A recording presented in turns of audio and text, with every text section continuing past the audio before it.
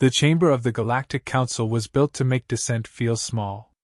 Its ceiling curved beyond sight, layered with symbols older than most member species, each one meant to remind observers that the law here was ancient, settled, and absolute. The delegates sat in their assigned arcs, bodies shaped by gravity, atmosphere, and biology so different that no single architecture should have fit them all, yet the chamber forced uniformity. Everyone faced the same center. Everyone submitted to the same process. The case before them was simple. That was how it was presented. A human juvenile had been accused of unauthorized data access within a protected council archive. The charge itself was technical, buried under clauses and subclauses that few outside the council's legal caste ever bothered to read. The punishment, however, was clear. Live execution. Public. Lawful. Final. There was no debate about whether the punishment fit the crime.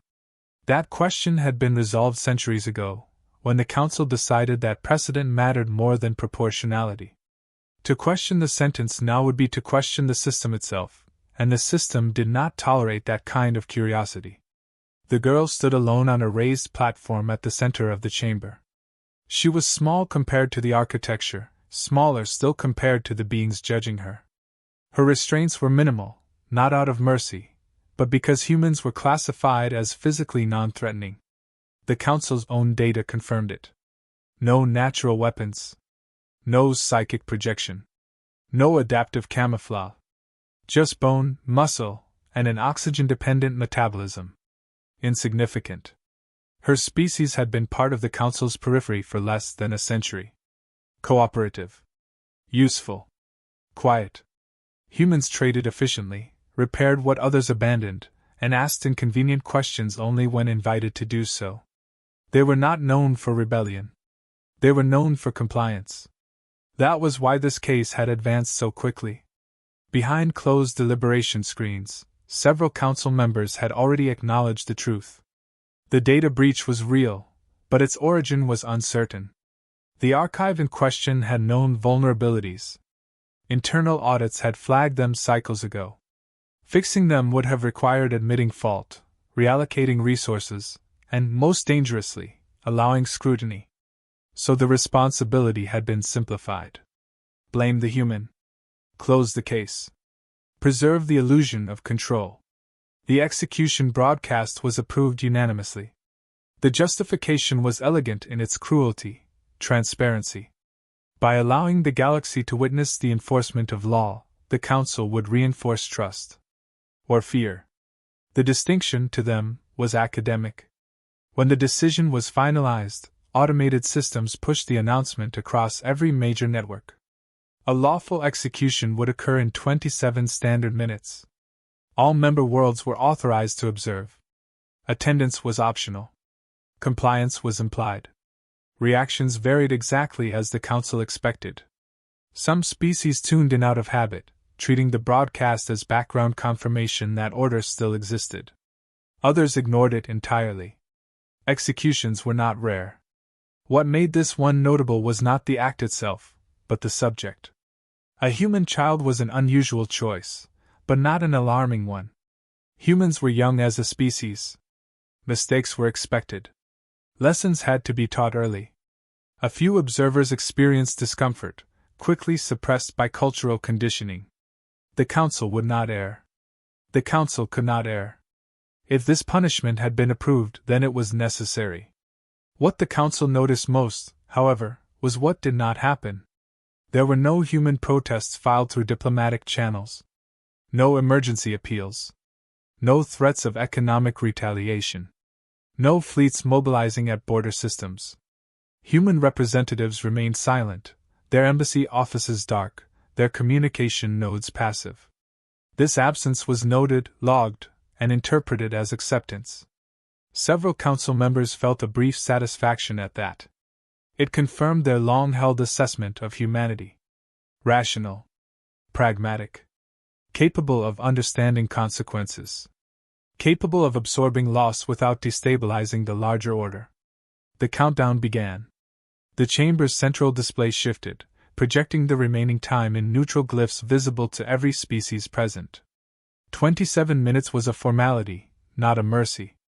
It allowed for final data verification, synchronization across broadcast networks, and the symbolic performance of due process. The girl was informed of the verdict in a language she understood. The words were precise, stripped of emotion. She acknowledged receipt. That acknowledgement was recorded as consent to procedure, as required by council law.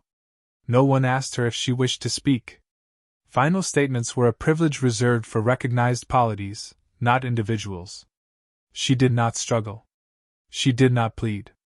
Her vital signs remained within expected human parameters, which reassured the medical overseers monitoring her remotely. Panic would have complicated things. As the minutes passed, the council shifted its attention elsewhere. Secondary matters were reviewed. Trade disputes, border adjustments, a motion to reclassify a minor species resource rights. The execution remained in the chamber's visual periphery, present but unimportant. This, too, was intentional. Justice, the council believed, should be procedural, not emotional. Detachment was proof of maturity. At 13 minutes remaining, a junior legal analyst flagged a minor anomaly. The human's neural activity patterns were unusual. Elevated, but not chaotic. Focused. The analyst suggested a deeper scan. The suggestion was dismissed. Humans, after all, were known for their mental resilience. Stress responses varied. As long as the subject remained compliant, there was no cause for concern. Delaying the execution to investigate a non-threatening biological curiosity would imply doubt, and doubt was more dangerous than error. At 5 minutes remaining, the broadcast audience peaked. Billions of eyes, across thousands of worlds, watched with varying degrees of interest. The council chamber appeared serene, controlled, unassailable. The law was working as designed. The girl remained standing. When the final minute began, the chamber quieted, not out of respect, but out of habit. Systems synchronized. Safeguards confirmed. The execution protocol armed itself, its parameters validated by layers of authority that no longer remembered why they existed, only that they did. No alarms sounded. No warnings triggered. No messages arrived from humanity. The council approved the final confirmation. In their estimation, the matter was resolved before it ended. The execution would close a file, reinforce a precedent, and remind younger species of their place within a carefully balanced order. They did not consider that humans might have reached the same conclusion.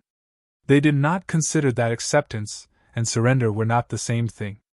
And they did not consider that, in exactly 27 minutes, the galaxy would no longer agree on what justice looked like. The countdown continued without interruption, and that alone convinced the council that nothing was wrong. Systems only failed when pressured, and there was no pressure here, no riots, no diplomatic alerts, no military anomalies. The galaxy was watching, and the galaxy was calm. The girl felt the change the moment the protocol locked. It wasn't pain or fear that registered first, but a subtle shift in priority inside her own mind. The implant at the base of her skull, standard issue for human envoys operating beyond sole jurisdiction, moved from passive archive mode to full spectrum capture. It did not ask for permission. It did not need to. Its activation conditions had been met hours ago. Humans had learned, long before joining the council, that systems which claimed transparency often relied on silence. So they built their safeguards accordingly. The implant was not a weapon. It carried no viruses, no destructive code. It did not interfere with council infrastructure. It simply listened. Every thought the council believed unrecorded became data. Every side-channel conversation routed through secure deliberation layers was copied, time-stamped, and indexed. Legal subroutines flickered into clarity as the implant mapped the execution protocol line by line, noting overrides, discretionary clauses, and exemptions buried so deep that even some council jurists had forgotten them. The girl did not need to understand the data. That was not her role. Her task was simpler. Be present. Be lawful. Be human. As the minutes passed, council members spoke freely. With the verdict finalized, caution relaxed. They discussed the case not as a life, but as a problem resolved. One delegate remarked that humans adapted quickly to loss. Another speculated that the execution might actually help stabilize future negotiations by reminding humanity of its junior status.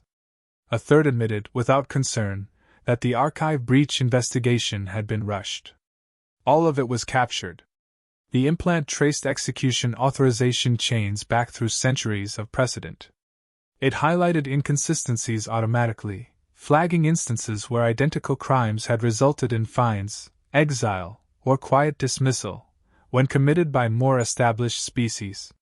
Patterns emerged, not emotional ones, but mathematical. Probability curves. Risk tolerances. A clear statistical bias encoded directly into the law. At 16 minutes remaining, the implant accessed dormant historical layers that had never been fully scrubbed. Records of emergency measures. Redacted judgments. World sanctioned not for rebellion, but for embarrassment. Executions approved under similar logic, justified the same way, forgotten once their political utility expired. The council believed history was written by survivors. Humans knew better. History was written by archives. Across human space, the situation was being monitored in silence. There were no emergency councils, no frantic arguments. The outcome had been decided the moment the charge was announced. Appeals had been considered and dismissed within seconds. Not because they lacked merit, but because they would fail. The council could not be persuaded. It could only be revealed.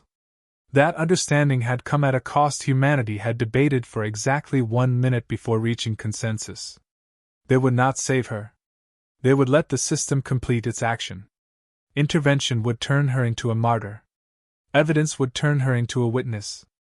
The girl had been informed of this choice. Not pressured. Not coerced. Informed. Human law required consent even when the outcome was inevitable. She gave it without hesitation. At 10 minutes remaining, medical oversight reported stable vitals.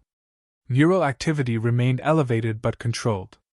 The overseeing physician, a member of a species that prized emotional expressiveness, felt a flicker of unease. The girl was not dissociating. She was attentive. The feeling passed. There was nothing to be done.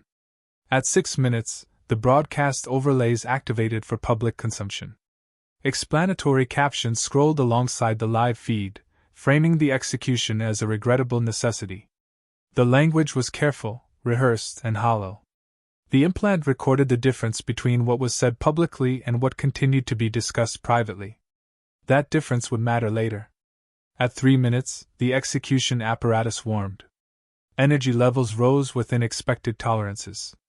Redundant safety checks confirmed that no external interference was present. The council's confidence solidified into something close to boredom. The girl took a slow breath. Human lungs expanded and contracted, unremarkable, fragile. Her heart rate increased slightly, then stabilized. The implant logged the data, not for sentiment, but to anchor the timeline. At 1 minute remaining, the council chamber fell silent again. This time, even routine motions paused. Not out of respect, but because tradition demanded a moment of stillness. The law-like ceremony. It made outcomes feel inevitable. The final confirmation prompt appeared before the presiding authority. The criteria were met. The subject was compliant. The sentence was lawful. The broadcast was live. Authorization was granted. The execution lasted less than a second. There was no spectacle. No drawn-out suffering. The council did not believe in cruelty for its own sake. Efficiency was the point. The subject's vital signs ceased, exactly as projected. A confirmation tone sounded softly within the chamber, signaling procedural success. Across the galaxy, viewers saw what they expected to see: a law enforced, a case closed, order maintained. The council logged the execution as complete and shifted its systems toward archival mode. The file was marked resolved. Resources were freed. Attention moved on. They did not notice the implant's final transition.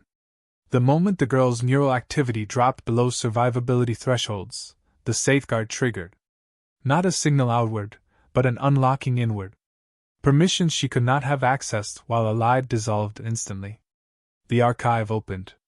And every truth the Council had assumed would die with her prepared to speak instead.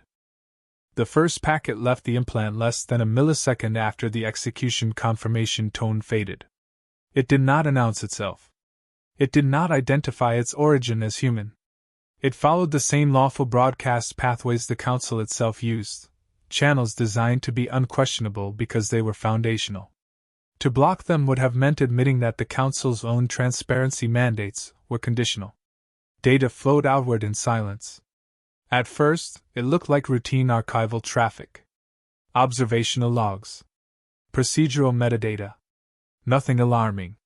Network monitors registered the transfer and allowed it through without escalation. The Council's systems trusted their own architecture. They always had. Then the correlations began. On a trade hub orbiting a gas giant 3 sectors away, a legal auditor reviewing the execution feed noticed an anomaly. The justification clause displayed on screen did not match the internal precedent it referenced. The discrepancy was subtle. 2 lines of interpretation that should have aligned, but didn't. Before the auditor could dismiss it as a translation artifact, a second data layer unfolded, neatly aligned beside the first. It showed the source. Across the galaxy, similar moments occurred in isolation. A magistrate on a water world paused mid-scroll. A historian on a high-gravity moon stopped breathing for several seconds. A military legal AI flagged a conflict between standing rules of engagement and newly surfaced case law that, according to its own timestamp, had existed for centuries. The implant's broadcast did not accuse. It did not editorialize. It presented. Every execution approved under exceptional circumstances, categorized and indexed. Every instance where Council law bent differently depending on the species involved. Statistical models demonstrating enforcement bias so cleanly that denying it required rejecting mathematics itself. Side-by-side comparisons of public justification versus private deliberation, complete with voice authentication and biometric confirmation. The translation layer ensured there was no ambiguity. Tone, idiom, and legal nuance were preserved for each recipient culture. Nothing was lost. Nothing was softened. The Council noticed the surge only after suppression protocols failed to engage. Emergency filters activated automatically, but the data did not violate any criteria. It was authentic. It was lawfully sourced. It was being transmitted through Council-approved transparency channels. Blocking it would have required a manual override, and manual overrides required consensus. Consensus did not come.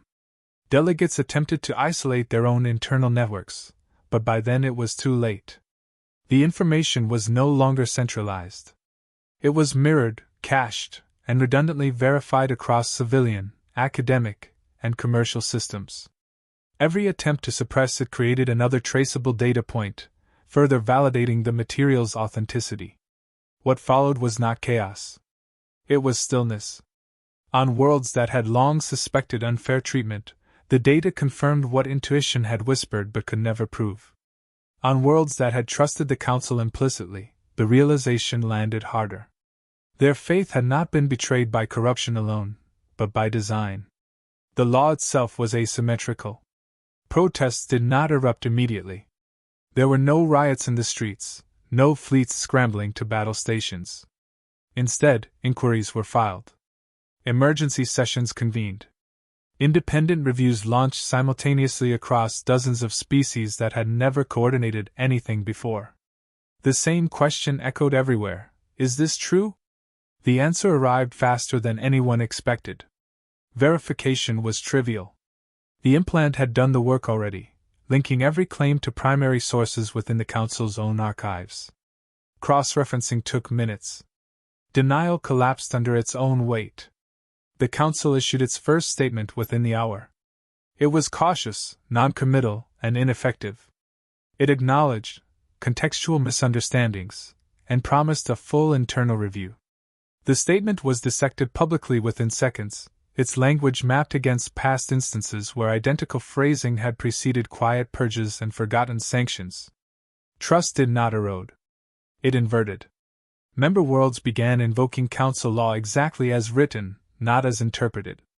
Withdrawal clauses long considered symbolic were suddenly activated. Trade agreements were suspended pending legal clarification. Military obligations were paused under force majeure provisions the Council itself had authored to protect its own flexibility. None of it was violent. All of it was legal.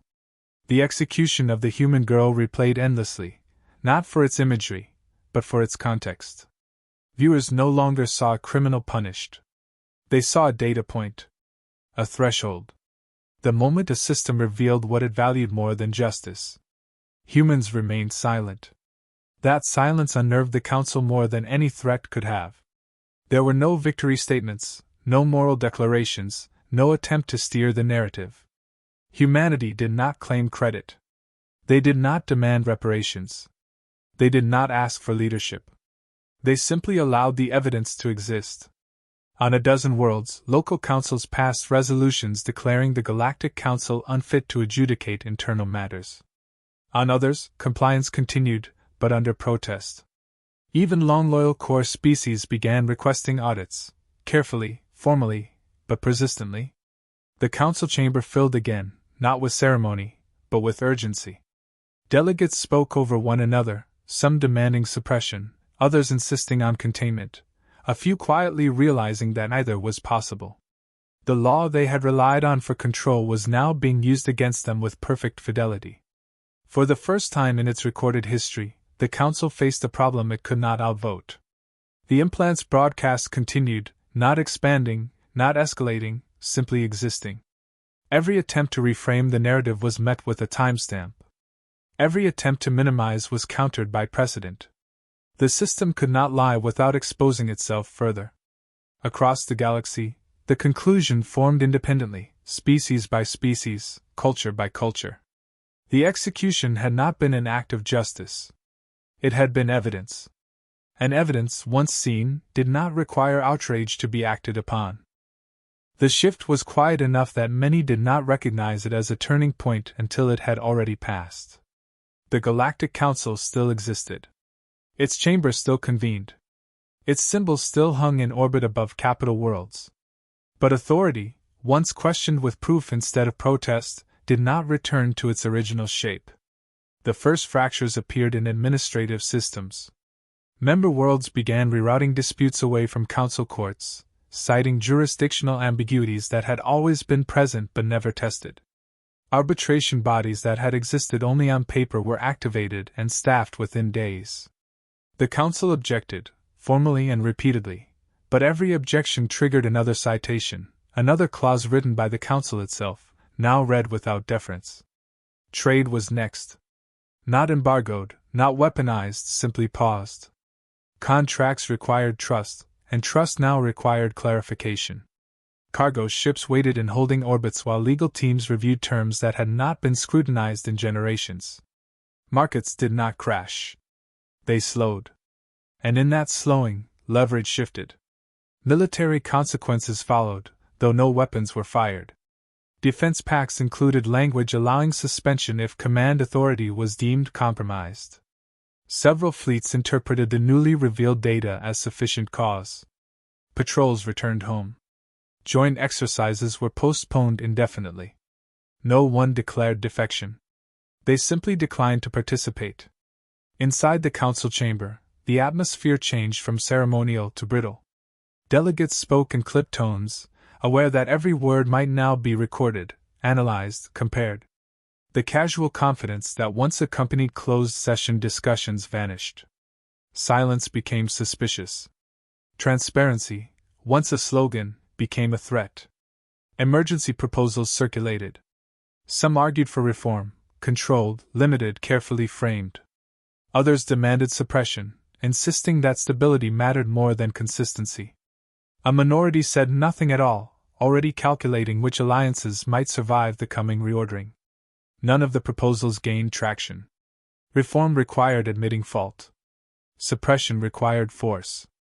Both options carried consequences the Council could no longer predict. Humans finally spoke on the third cycle after the execution. The message was brief. It was transmitted through the same lawful channels as the implant's broadcast, authenticated, unembellished. There was no accusation in it, no demand. It acknowledged the Council's authority, as it had existed. It acknowledged the execution as lawful under current statutes. It acknowledged the data as accurate. Then it stated a single conclusion. Humanity would no longer participate in any system where justice depended on discretion rather than consistency. There was no ultimatum attached. No timeline. No threat. Humans simply withdrew their representatives, closed their advisory roles, and disengaged from Council governance. Trade continued under bilateral agreements. Aid missions continued under humanitarian charters. Cooperation did not end. Deference did. Other species took note. The execution of the girl began to be referred to less often as an execution and more often as a disclosure event. Educational institutions dissected the data. Legal academies rewrote curricula. Young species, newly admitted or seeking admission, questioned whether membership meant safety or exposure. The girl herself was rarely mentioned by name. Humans did not elevate her as a symbol. They did not construct monuments. They archived her as they archived everything else, accurately, respectfully, without myth. Her role was not to inspire. It was to verify. Within a standard year, the Galactic Council's authority had narrowed dramatically. It still functioned as a forum. It still coordinated certain shared infrastructures. But its rulings were now subject to external review by bodies that had not existed before the broadcast. Power did not vanish. It redistributed. Some council members adapted. They embraced reform, accepting diminished control in exchange for relevance. Others retreated into isolation, presiding over shrinking spheres of influence. A few resigned, citing reasons that would have sounded unthinkable before the execution: personal responsibility, ethical misalignment, loss of mandate. The galaxy did not burn. It recalibrated. In retrospect, analysts would note how little force had been required. No wars fought. No capitals destroyed. The most destabilizing act in modern galactic history had been a lawful execution followed by an honest record. The Council had believed that killing one human would demonstrate authority. They had been correct, in a way they had not anticipated. It demonstrated exactly how that authority functioned, and where it failed. Humans did not claim victory. They did not replace the Council. They did not offer themselves as arbiters. They returned to what they had always done best: building systems, maintaining records, asking questions that made comfortable structures uncomfortable. The galaxy learned something else in the process. Humans did not rebel when wrong. They documented. They did not shout when ignored. They prepared. They did not need to be believed in advance. They only needed a system confident enough to expose itself. The execution had ended a life. The record of it ended an era. And from that point forward, every power that rose did so knowing that somewhere, someone was watching, not to punish, not to avenge, but to remember, and to prove.